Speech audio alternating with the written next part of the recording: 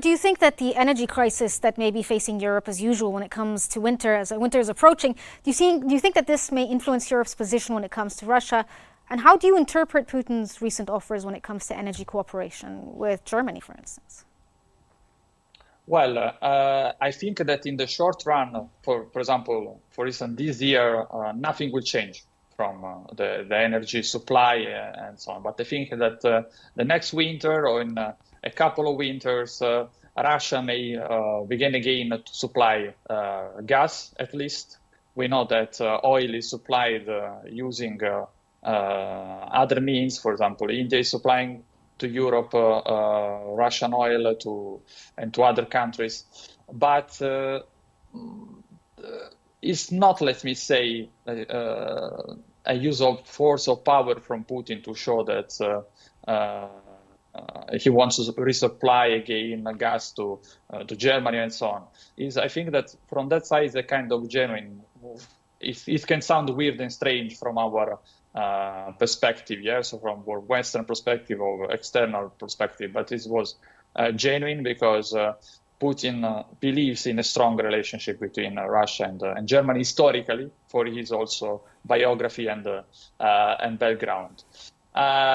It will not be used as a leverage, as in the past, but it will be used as a means of restoring, initially restoring the relationship between, at least from Germany and Russia. We have seen that currently is using as a leverage. So last night, Austria has experienced like the cuts of supply, yeah, of gas, and this will influence Italy and other southern European countries. So at the moment it's used as a leverage, but in the future will be used as a mean to restore diplomacy.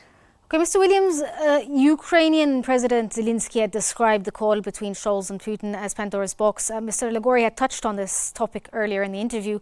So we'd like to get your opinion as well. What do you think he meant by this, and why do you believe he responded so strongly to this conversation?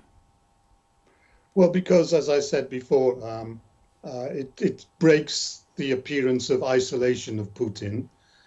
But also, I think Zelensky fears that there'll be a rush to talk to Putin, Macron or Meloni or others. I don't think that's likely, but what he feared was the dam has been broken. Scholz was the first and others will follow. But the Europeans, as I said before, are being more realistic in relation to Ukraine. They're exploring what they can do despite Trump. But I think that Trump will end the war because the Ukrainians will lose heart if the Americans don't support them.